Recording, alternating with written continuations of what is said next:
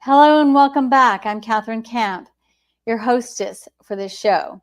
This is the Faith and Culture Show, and this is where we dig in deeply to what is going on in our culture and why it's going on.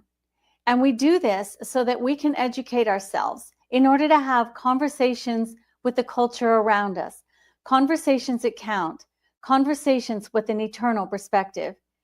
Today, we're going to talk about something we've never talked about on this show. We've talked about human trafficking. We've talked about things going on in the church, but I don't believe we've talked about addictions to pornography. But this is a big deal. And I remember hearing about this many, many years ago and taking note how many people, even in the church, are affected by this. We'll be speaking with Nick Stumbo. He's the executive director of Pure Desire and a certified pastoral sex addiction professional through the International Institute for Trauma and Addiction Professionals. Nick passionately believes the church can become a place of healing. I do too.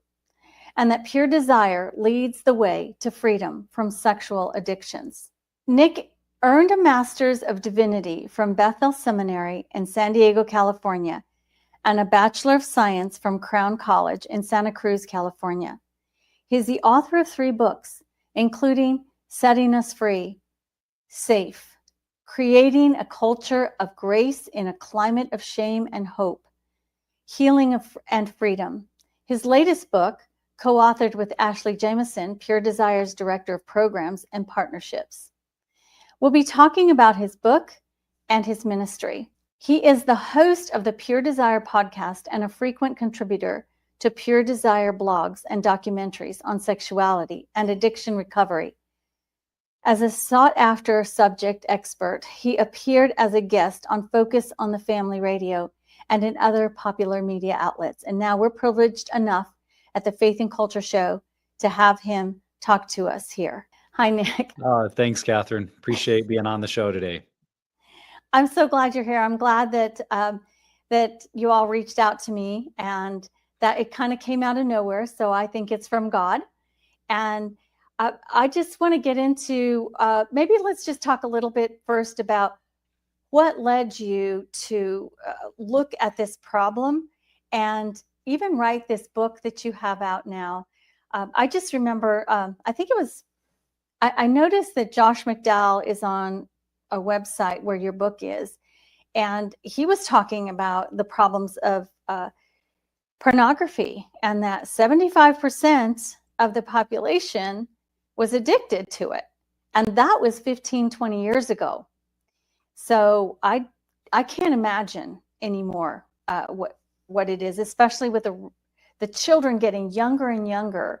They're getting these tablets for Christmas presents or birthday presents or just because at very young ages. So where would you like to start? Well, Josh McDowell has been a great voice to the church to kind of shed a light on this vital conversation. And I could clarify those stats a little bit because we did some research with the Barna group just last year and found that in the church, so among practicing Christians, 75% of Christian men would say they're viewing pornography to some degree. Now, that doesn't mean they're all addicted, but but 75% would have to raise their hand and say, yeah, I'm viewing pornography to some degree. And also 40% of our Christian women. So when you put the numbers together, 54% of men and women in the church acknowledge a battle with pornography. And it's the first time I'm aware of that any data would suggest that in the church, a majority of people have unresolved struggles with pornography. So to me, that's incredibly eye-opening, and it's why Pure Desire exists, to help create pathways into real freedom. And my interest started because, like so many Christian men, I had a challenging battle with pornography use in my own life. I was exposed at a very young age, like most men and women are. Didn't know how to talk about it. It didn't feel safe to bring up. And so I had an on-again, off-again struggle with pornography.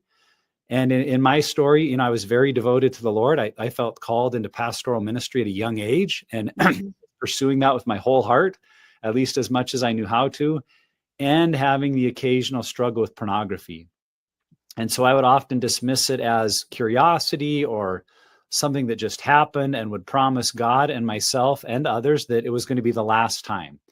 And for 15 years in my life, every time was going to be the last time.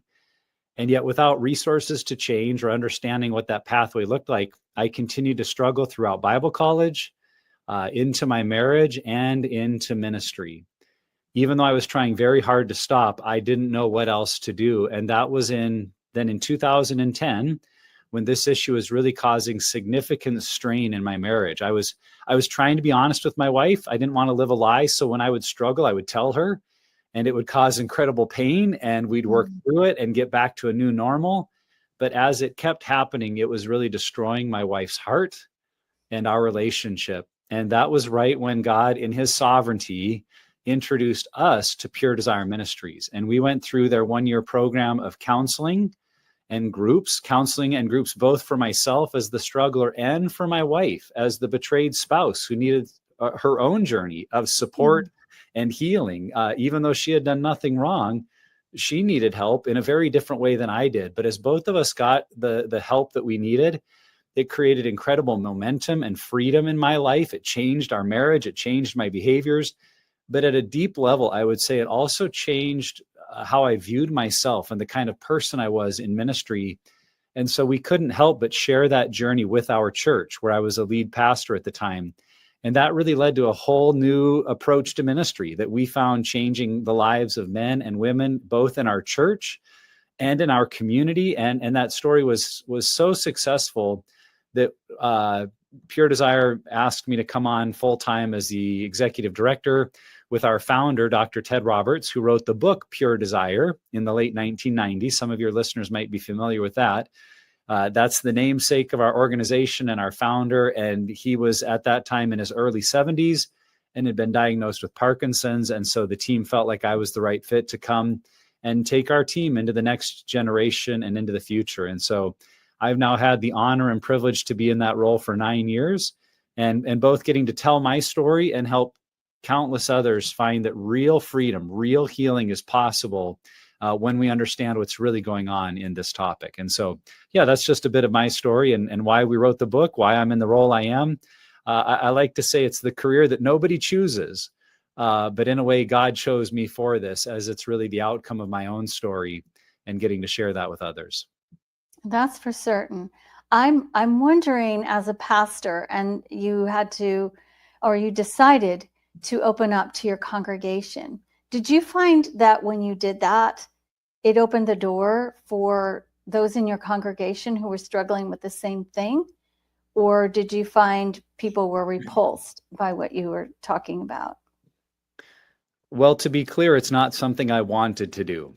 Right. I remember that after that year of counseling, I was talking to Dr. Ted Roberts, and he said, "Okay, Nick, you're ready." And I said, "Ready for what?" He said, "You are ready to share your story with your congregation." And I said, "No, I'm not," because that was something I was never going to do. I wanted to get healthy. I wanted to heal my marriage. And then I wanted to move on and, act like this problem never existed. But that's where Dr. Ted challenged me. And he said, "Nick, if you've had this struggle in your life, knowing the good background that I've come from, a very godly family, having many support structures in my life. He said, if you've had all of that and you struggled, how much more do you think men and women in your church might be struggling with this issue? And if you don't tell your story, they will stay trapped in their struggle and addiction. And that deeply resonated with me. I felt the truth of it. And I felt this burden of, in a healthy way, I've got to speak the truth so that others can face the truth in their own life. And he warned me. He said, when you get honest to this level, for some people, they want the pastor on the pedestal. They want him to be perfect and have it all together. They want to believe that somebody is doing this life with God perfectly, even if it's not them. And so there may be a few that leave. And so it was with some trepidation that I told my story. And to this day, and this is now 15 years ago, if anyone left our church over that sharing, I still have never heard about it. And we weren't that large of a church, so their absence would have been felt. We weren't a mega church. But what did happen in that weekend and for many, many weeks and months afterward were people that would come up to me after services when I would share parts of my story, and they would just say, thank you. Because if you can tell your story, if you can be honest about your faults and be our pastor, then I know it's safe for me too. And when I was able to lead out of my own story, out of my own brokenness and the hope of God's redemption, it gave so many people that same freedom. Because it's one thing for a pastor to preach about this, and I think many do. They preach about how evil it is, about the sin of pornography, and it is a sin. But when we do that inadvertently, we heap shame on people that already feel bad about what they've done and now feel like, boy, what I've done is really bad. I'd better go fix it privately and never tell anyone. When the truth is, this is a behavior that by and large, when we're stuck trying to fix it alone, it rarely stays fixed for long. But when we can come into community, and that's what my story did, is it invited other people into community, into groups around this topic, we can find healing and freedom. And over the next 5 years, our church launched numerous groups, both for men and women. And I'm not overstating it when I say it became the most significant discipleship program that our church ever had. Even though we never set out to do it, we didn't think like, oh, here's a great discipleship strategy. We just thought, I'm going to share my story. Let's help people get free. But it became the most significant discipleship that we ever did, because when people can get free in this area of their life, they are open to God and to his lordship in their life in ways they never have been. And it really was amazing to watch that happen. Wow. You're allowing people to get closer to God by realizing who they are as they stand before a holy God and what God can do in our lives, renew our minds. So what is the youngest age that you have encountered of someone who is coming to this understanding, hey, this is getting in the way of a normal life? Sadly, this topic is not one that is a respecter of ages or persons. At the root of our struggle, we do need to recognize that our brains and our bodies were designed in God's image as sexual beings. And I know sometimes in our Christian faith, we don't like to think about God as sexual, but he is the ultimate sexual being because he designed our sexuality. Now, that doesn't mean he's human in his sexuality in the same way we are. But in Genesis 1, when God created male and female with that gender and sexual distinction, he said, there's my image. In my image, I'm creating them male and female. And so uniquely in our sexuality, we bear the image of God, which means that every human being born on this planet is a sexual being and has sexual function. And in such, children of very young ages have brains that can be captured by the lure of pornography, not because they're evil or bad, but because God made our brains to respond to the human body, to sexuality, to nudity. And so even with smartphones and tablets and the internet the way it is, children as young as 4 and 5 are becoming hooked into pornography. Now, that doesn't mean they're addicts. That doesn't mean they're evil, but it means their brain is responding to something like God made it to. But evil and sin and a fallen world are hijacking that system and causing them to want to go back again and again. And now, obviously, at that young age, children aren't able to express a struggle or dependence on it, but we're hearing stories from parents that because of inadvertent and accidental exposure to pornography, their children are struggling with this. So we typically work with people that are at a stage in life where they're saying, I want to make changes. So we work with the adult population as young as 18 years old. And I'm encouraged to see that young men and women on our Christian campuses are standing up to say, we don't have to give into this. We don't have to accept the lie that we're just always going to struggle and everyone's going to struggle and you can't do anything about it. We want to be free, and we're helping single young men and single young women start groups of healing and freedom, and they're able to find lasting sobriety from these behaviors even prior to marriage. So I've led groups with men as young as 19 all the way to 81. And it's amazing to see that those men, when they're facing their struggle in honesty, even though they might struggle in very different ways because of their age and the generation they grew up in, at the heart of their struggle, they're realizing the truth of 1 Corinthians 10:13, that no temptation has seized us except what is common to humanity or common to men. And they're looking at each other saying, oh, you and I struggle kind of in the same way, even though we're separated by 60 years. So whether we're helping our kids walk in freedom, or young unmarried single men and women, or men and women later in life, it's something that all of us can get hooked into. And we need to have opportunities to find healing and freedom. And that's what we're all about. That's incredibly important. You are really in a battle that the culture is completely, I guess it's overbearing. It has taken up this whole business of sexuality and taken it to just exploiting it completely. I don't think that there's a show on the television that doesn't include some sort of, even if it's soft pornography. Yeah. Do you all talk about that? Because personally, I find it just makes me I don't want to have anything to do with it. So I'm not able to really watch much television just because it's there, and it's just like, this isn't, I know what they're doing. And I don't like to be programmed by anybody except God. Amen to that. We absolutely live in a very sex-saturated culture. I mean, we've all heard the phrase sex sells for a long, long time.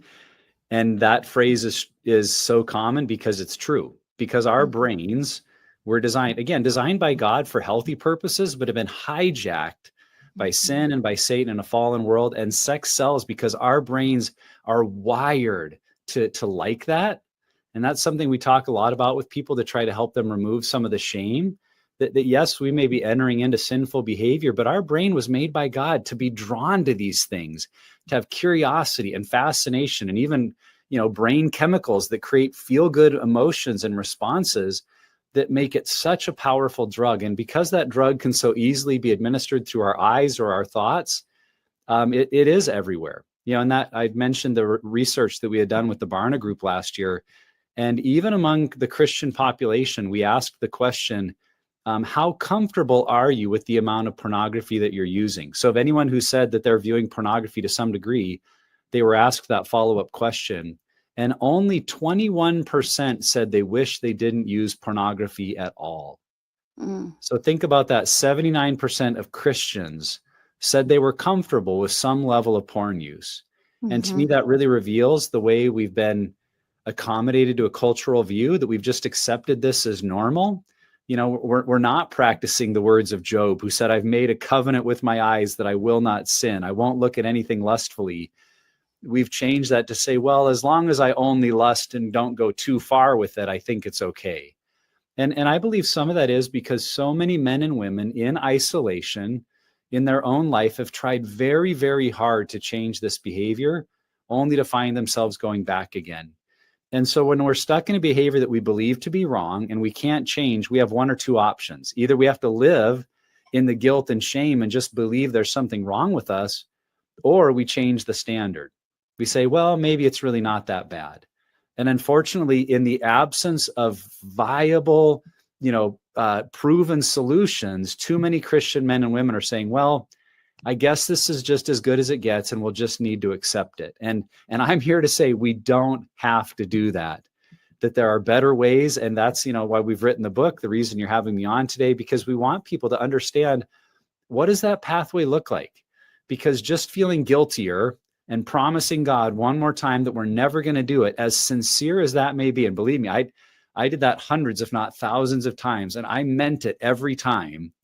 And a month or 2 months or a few months later, I would go back again and be in that same binge purge pattern. And so we don't want people to just keep hitting their head against a wall thinking, well, maybe this time it'll work. That's the definition of insanity, right? Trying the same thing over and over and expecting different results. And we do that in this area all the time. Maybe this time, maybe this time. The problem isn't with your desire or your sincerity to change. It's that you don't recognize all the deeper things that are taking you back into your pattern. And so in the book, we talk a lot about, what does it look like to change? What does freedom look like? And how does it completely integrate with our faith and the Bible and a dependence on the Lord? And so, we just want to let people know that freedom is possible. Yeah.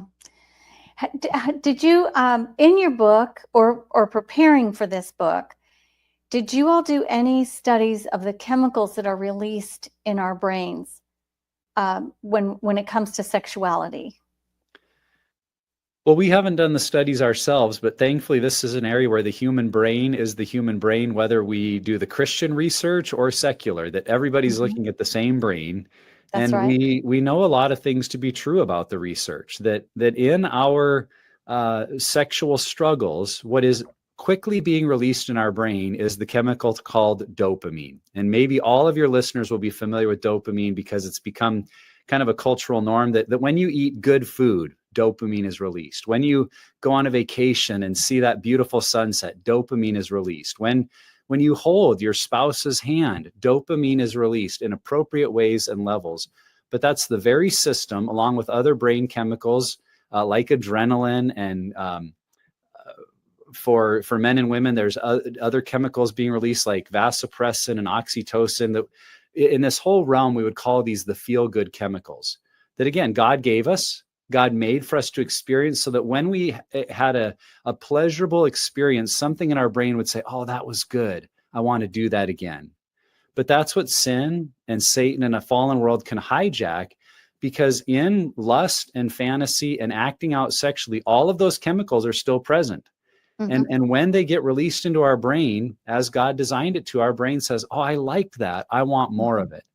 And so we have to recognize the power that these brain chemicals have. One of the things that research has revealed is that at the moment of climax, the pleasure the brain is experiencing is on par. Now, I want your listeners to hear this because they might not believe it, but this isn't something I've created. This is something that research has shown over and over, that chemical rush is on par with what someone experiences when they're doing cocaine.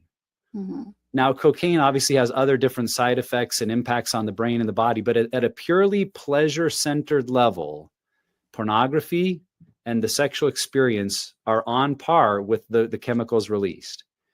And that's sobering to think about, because I don't know that we would ever say to someone who's battled for 10, 15, 20 years with cocaine, that we would just tell them, stop it. Don't do that anymore, right? We'd say, yes, stop it. And you're going to need a program of support and recovery. You're going to need to change the way you do life. You're going to need community. Like, we recognize it would be a long pathway for that person, and that freedom is possible. But too often when it's our own story or someone around us, if there's a struggle with pornography, we say, well, just stop doing that. Don't you know it's wrong? Don't do that anymore. And the individual, like I was in my story, is usually saying, yes, that's my goal. And I keep going back. Why is that? Well, when we see the chemical response at a brain level, we recognize this is going to be a long road of recovery that will likely take more support and community and effort than we expected, but that the journey is worth it. It truly is worth it. So when you recognize the brain science behind this, that again is the beauty of God's creation and the sorrow of living in a fallen, sinful world, we begin to see the effort and time that it will take to really get free. Yes. And I'm glad you had done or seen that research. I did. That's where God led me many years ago, over 15 years ago, when I was talking in conferences about the sexual diversity issue and what's going on. And these chemicals that you've mentioned, vasopressin, oxytocin, dopamine, they are values neutral. It doesn't matter what you're doing. Something that triggers those specific chemicals, they're there, like you said, for our pleasure in relationships that are one-on-one. That's why God said, man will leave his family and cling to his wife, and they will become one. There's so much in Scripture that's kind of, this is the ultimate. Mm-hmm. This is the ultimate. When we abuse that, then we get all sorts of, short wiring going on in our brain. I remember, I think it was Josh McDowell. It could have been someone else. Maybe you can, if maybe you remember this, but he said that when you are promiscuous and you've had many relationships, that you can go all of a sudden, when you're with your spouse, all of a sudden you'll have this flashback of being with somebody else. And mm-hmm. So it really is a detractor from having this purity of a relationship. So it's worth it. It's worth it to step back and wait for these moments of desire to take place. But also vasopressin, I was interested to find out, and I think I read this in a book called Hardwired, that if you have several sexual partners, especially as a man, that just, they explained it as a Band-Aid. And if you keep peeling it off and putting it back on, eventually it's not as sticky and it's not going to hold as much. So it's hard to have a one-on-one relationship anymore. It gets to that point. So I would expect that watching pornography would have the same sort of outcome, because you're kind of living it, like Jesus said. Even if it's in your mind, even if you lust in your heart, which is your mind, then you're just as guilty. Yeah. What we're talking about is the reward center of the brain. And that part of our brain is what we would call non-moral, meaning it doesn't run through our prefrontal thinking cortex that has convictions and knows the word of God. The reward center of our brain is simply, and again, God's design is saying, does this feel good or does this hurt me? And if it feels good, I want more of it. And if it hurts, I want to move away from it. And one of the things we know to be true about pornography use is those chemicals are being released whether we want them to be or not. That's right. Whether it's a real person or an artificial experience. What the brain is trying to do in vasopressin and oxytocin, those are also bonding chemicals that are meant to create the glue of a lifelong marriage relationship. But like the Band-Aid illustration, that glue tries to bond with whatever is the object of the high or the climax. And so whether it's a visual fantasy, online pornography, some sort of, in our world now, some fetish or other object that we've become wrapped up in as part of our process, as our cycle, the brain is trying to bond to that and say, this is mine, or this is now the source of my meaning and belonging. And then when that's an artificial image or pornography and we reattach, it's creating significant confusion in the brain.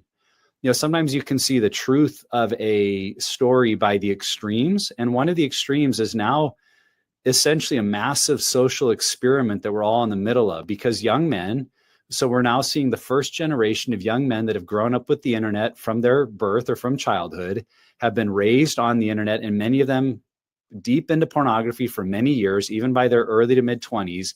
This group is now exhibiting symptoms of erectile dysfunction at rates we have never seen before. Wow. Secular doctors are coming out right and left and saying, I'm prescribing ED medication to men in their 20s. And 20 years ago, I never did that. What's going on? Well, what's going on is online pornography.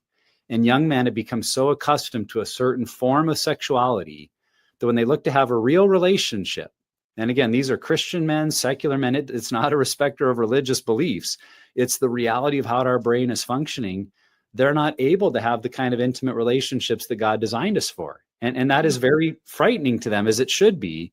But that's the Mhm. extreme we're seeing of the brain can become so confused, can become so hooked into other forms of acting out that we're not even able to have the kind of human relationship that God designed us for. And I would throw out for your audience, the place I ran across that is in a wonderful book by Dr. William Struthers called Wired for Intimacy. And he was a professor at Wheaton College, a great Christian university in Illinois.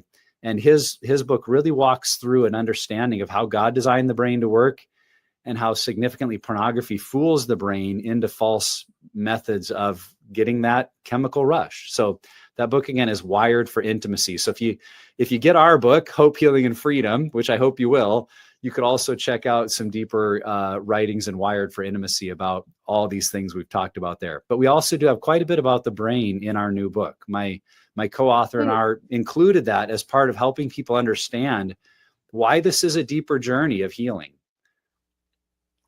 It is. It's much more than people realize. And like you said, once you're addictive, and this is a very, very powerful, the sexual desire, the sexual drive, it's supposed to be powerful. God said, just procreate, multiply.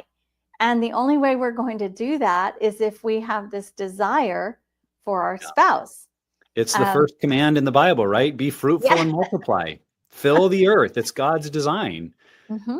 But also it makes sense why it's maybe the number one place the enemy attacks, because if he can undermine God's creative goodness in our sexuality, it undermines everything. It truly does.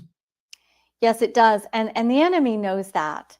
Just like everything else he attacks. But this has been the most, successful tool. And as you said today, it's even worse than ever. I have a big concern over the, robotic atmosphere in which we're finding ourselves, that there's a big push for not only for artificial intelligence, but for these sex robots.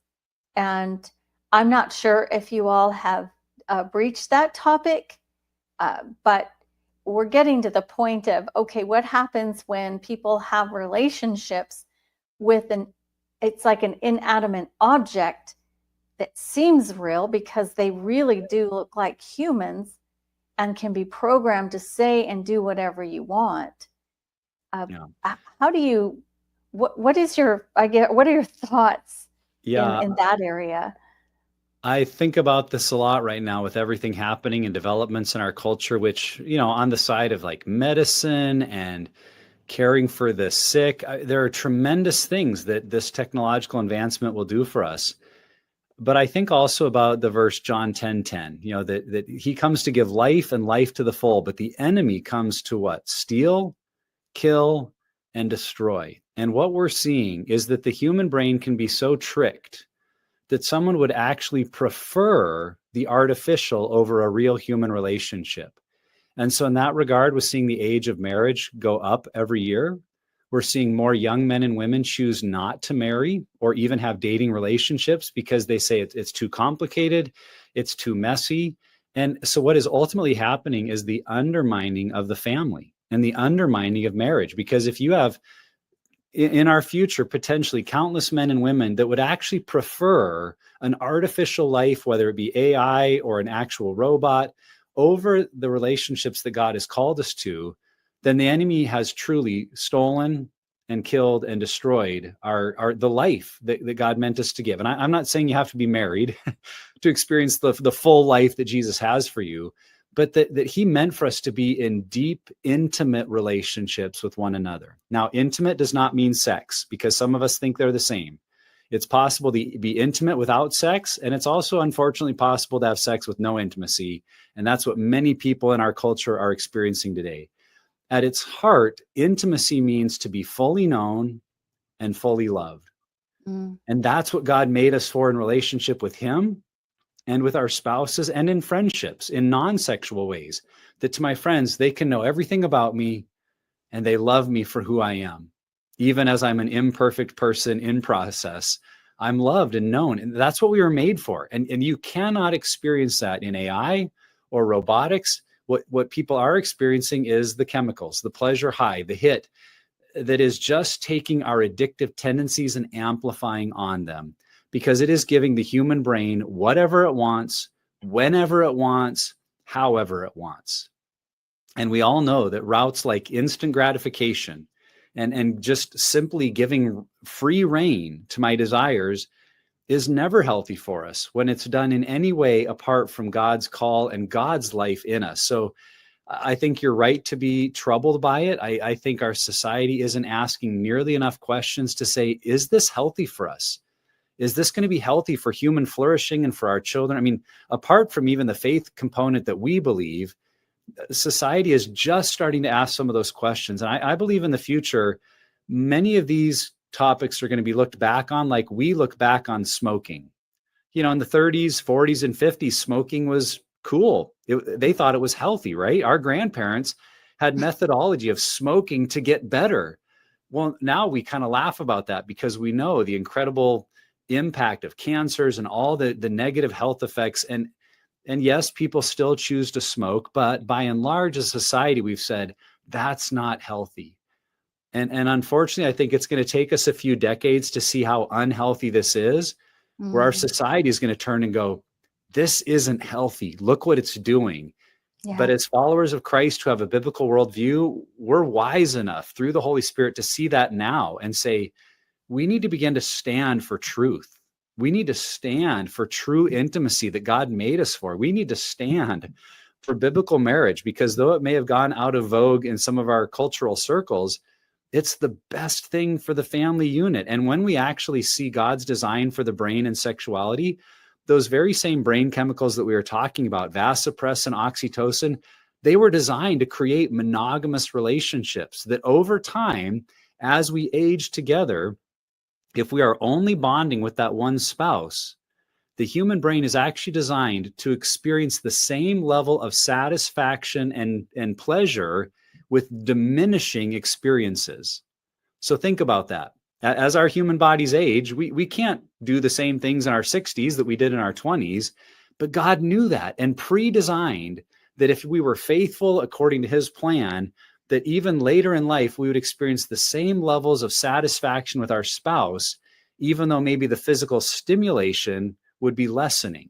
I mean, you see God's design written in the brain when it's used for his purposes. And so we need to look into these things like robotics and AI and say, yeah, it might be creating these artificial experiences, but if it's not what God designed us for, the ultimate outcome will be a lot of unhealth, a lot of despair, and a lot of pain. And so let's call people back to God's goodness in our lives. I agree. So this is such an important topic, and it goes much deeper than most people say. So I'm really glad that you all cover in your book about the reward center of the brain, because many people don't realize that. And just like they don't realize this is what's happening in these alternative lifestyles, as people would call them, that they're not going to be healthy in the long run. They may have create a high. It's like an artificial high for a time being, but it's not what God had intended. So there's going to be some short circuiting going on there in the long run. So what do you suggest for pastors? This is a hard topic. I know I can see my pastor doing it, definitely. But my husband goes to a completely different church. It's a more traditional hymnal type church, which is fine. I cannot see that pastor standing up and talking about anything like this. What would your suggestion be? Because you've been through the whole thing. You've been the pastor and had to talk about this. If he's not real familiar, which I would doubt he's not, but because everybody knows about pornography and the harms of it. But what is your suggestion?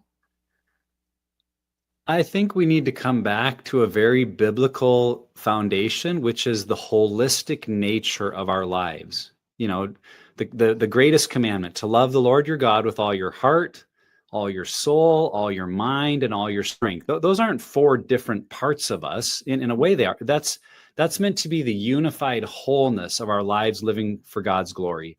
And what unfortunately I think we've done with sexuality is we've made it this other topic.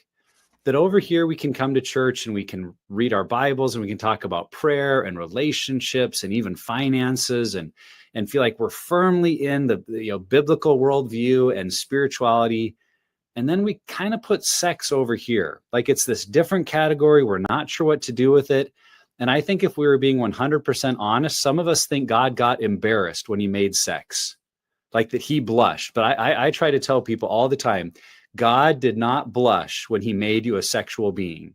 It fit completely into his design of our lives. And when you read scripture, you see this to be true. What's ironic to me is that throughout the Old Testament, the characters were much more comfortable with their sexuality being lived out before God than we are. I mean, read the Song of Solomon or the Song of Songs. Read some of the prophets in the book of Hosea. Read some of the Psalms and the way God describes the interaction of being weaned at the mother's breast. It's like we're uncomfortable with some of those things because we've put sex over here separate from our spirituality box.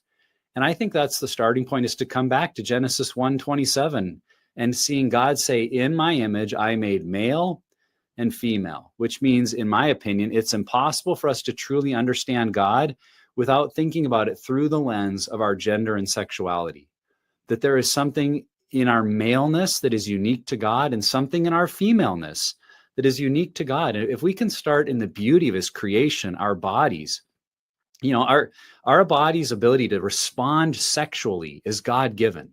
But many young men, in how we train them, grow up thinking that if they get, I'll use a word maybe not all of your listeners are used to, but if they get an erection, a human response, they feel shame, like, oh no, what's wrong? That's a normal part of being a male made in God's image. And again, some of our listeners hearing that are probably, this is shaking their thoughts of like, whoa, we don't talk about that. But maybe that's the issue, that we don't talk about what God designed. We don't elevate the beauty of his design and help answer the question, now, why would God make us that way? Because we've maybe learned from a young age to be embarrassed about it, but God is not embarrassed by our sexuality. Now, I believe God might be deeply grieved by the sinful choices we've made, the places that it's taken us, but at its core, it's God's good creation. And so to a pastor, I would say, when's the last time we talked about that in a sermon? That we elevated the beauty of God making men and women as sexual beings in his image and tried to help unpack why that's good and how it fits in the wholeness of our human experience. And then I think if, as our churches, if we could bring sexuality into the discipleship ministry of the church, that would be wisdom. And helping people see that just like we need to help one another mature in our faith, we need to mature in our relationships, we need to mature in our emotions, how we navigate anger and fear and anxiety. All of those things feel like discipleship. And we need to be discipled in our sexuality, how I think and act and behave, that this isn't just for those people that have that problem, right? There's not a few renegade people that have a sexual addiction in our church, so let's help those poor souls. No, we need to, in discipleship, see we're all sexual beings.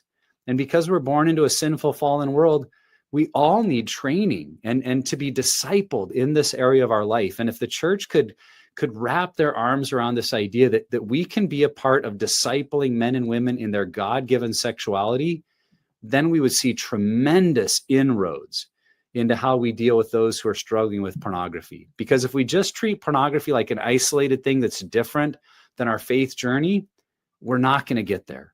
But if we bring this into the discipleship ministry of the church, then I think there's tremendous hope for our future. Does Pure Desire have a program for pastors? How to approach this in the best way? Maybe like seminars? At the end of the day, one of the things we say is, if you want to experience pure desire, join a group.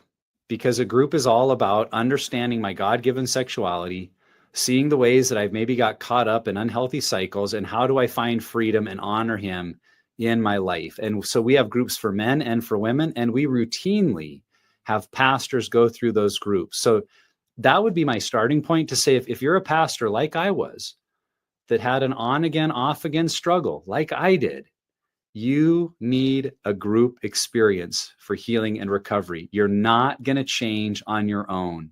And it can be a beautiful experience for that pastor, male or female, to walk through a safe, confidential group experience and emerge with greater freedom, and I would say greater faith because of what God has done in their life. So that's on an individual level. And then for churches, we're here to help create a turnkey ministry where you could integrate recovery groups for men and for women, for men who struggle, for women who struggle, and for women who've been betrayed. Because as I told in my story, my wife needed a group too, not because she had to change her behaviors, but because she was deeply wounded. And we talk about that a lot, that if you're in a car accident, even if you're not the driver, if you're in an accident and you're injured, you need care. Now, you're not at fault, wasn't your accident, but you might be injured. And that's often where wives in particular find themselves of, my husband's behavior has left me wondering, who am I? What do I do with this pain? How do I forgive? So that's why we encourage groups for betrayed spouses as well. And we've done all the hard work. We've done all the heavy lifting. We've got group leader training. We've got all the workbooks. If you would open the door to this and create a pathway, our team has all of the tools you would need to really make it happen. And one of the things we try to stress is these groups do not have to be led by the pastor or by a counselor. The group material is the expert, and the person leading is really facilitating, helping others walk through a group experience. So it's possible that a pastor could create tremendous momentum for this without ever having to lead it themselves. But they could become the primary champion, the person that says, we believe in this ministry, and if you need help, you're not alone. In fact, you're in the majority, as our study has now shown. The majority of us need these groups. So let's embrace this as the discipleship ministry of the church and launch these groups. And our team, like I said, has created a turnkey approach. And again, the book Hope, Healing, and Freedom would help you understand, what does that look like? Because when we're new to this, and maybe for so long it's been the taboo topic, we don't even know where to start. We'll start off reading Hope, Healing, and Freedom, because that's why we wrote it, so that you would have a really practical guide to understand all of the things that we've been talking about today, and then how to take those next steps to launching groups in your church. Because this can feel like a really daunting or intimidating area, but it doesn't have to be. Yes, the problems it can cause are very serious, but creating groups and creating a healing community in your church is far more doable than you might expect. And that's what we've laid out in the book. And Nick, do you address the topic of same-sex attractions at all in Pure Desire? Well, I say yes and no, because we don't treat it like a separate other than topic of like, oh, you have that problem. Oh, you need to go somewhere else. We recognize same-sex attraction as being part of the continuum of human sexuality that some people struggle with. Yeah. And we have found in our groups that approximately 30 to 40% of people have some kind of same-sex attraction in their story. It might be something that happened in childhood, friendship, curiosity, or exploration. Might sadly be an issue of abuse by the same gender that has led to same-sex attraction, or it may be in adulthood that they have feelings of desire for the same sex and they don't understand where that comes from. We encourage that person to integrate into a group where they can often, for the first time, learn to have healthy non-sexual friendships with other men or other women of the same gender, and get to the roots of where do these desires come from. Because one of the other things we know to be true, and our culture in many pockets refuses to talk about this, is that we have understood the brain to be malleable. The brain can change. The brain can be reshaped in its thoughts and patterns. But we have a cultural mandate out there that tries to say, no, I was born this way. You can't change how you feel. You can't change who you love. And that is actually at a brain and a brain science level, not true. Now, I'm not trying to say it's easy. I'm not trying to say it's simple. But research has shown over and over that the brain can change. And we've encouraged those that have same-sex attraction challenges to integrate into a group, because I believe when they get into their story, one of the things a friend of our ministry says is, what makes this make sense? Sometimes we're tempted to judge a person that has a story different than ours, especially when it's same-sex attraction or gender identity issues. But when we hear their story, so often their story, we'd say, oh, it actually makes complete sense where you're at. And if we can begin to unpack that story in a safe, confidential group, and we can find true connection with other men or other women, we find routinely that God is changing people from the inside out and helping them live out the design that he created them for. Mm-hmm. And much healthier and fulfilling lives. Amen. Yeah, because that's what he wants for us. He doesn't want us to be stuck in anything that is not going to make us flourish as human beings.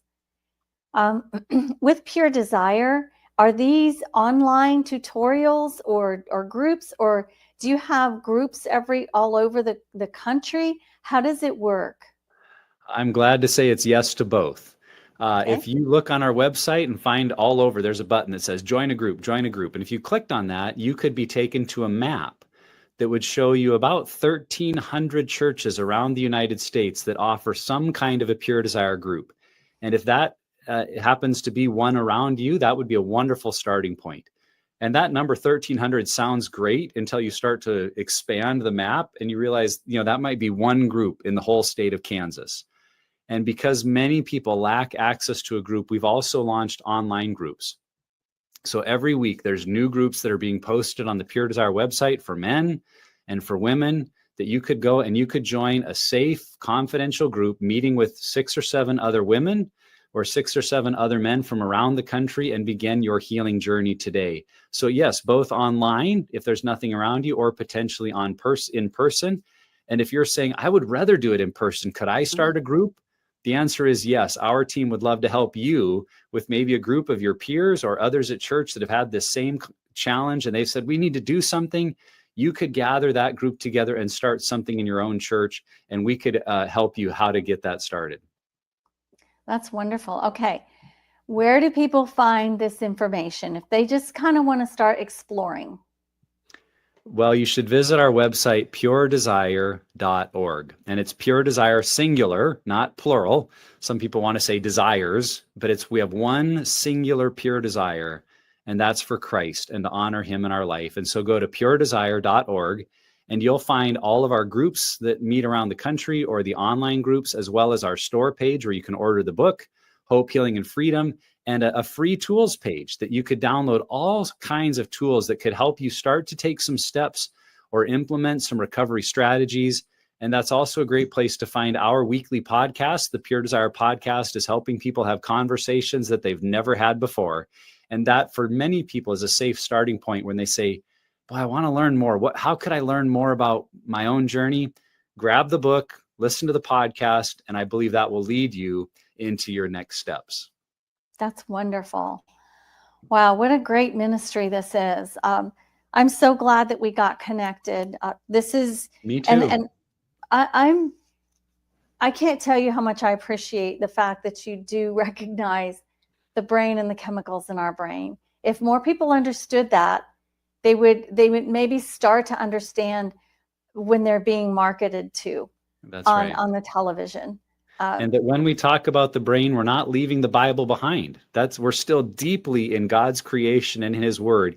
Even if we're talking about something that seems very, scientific or practical like the brain, as we've said throughout this show today, that's God's brain. And let's look at what Satan or the world or sin are doing to God's good brain and his design.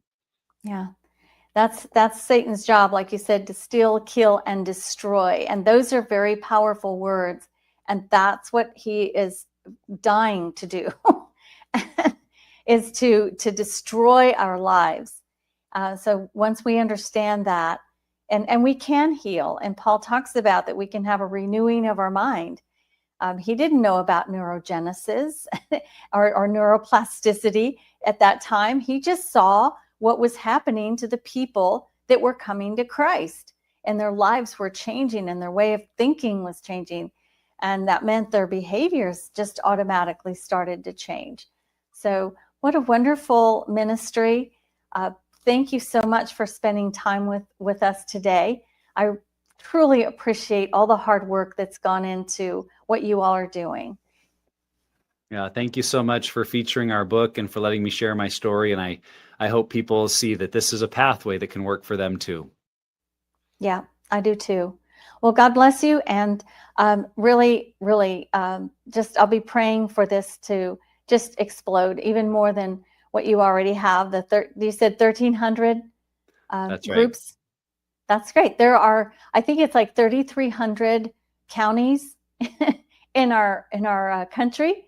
So you're on a really good path here. All right. Well, that could be our next goal. One for every county minimum. That would be really good. Yes. Thank you.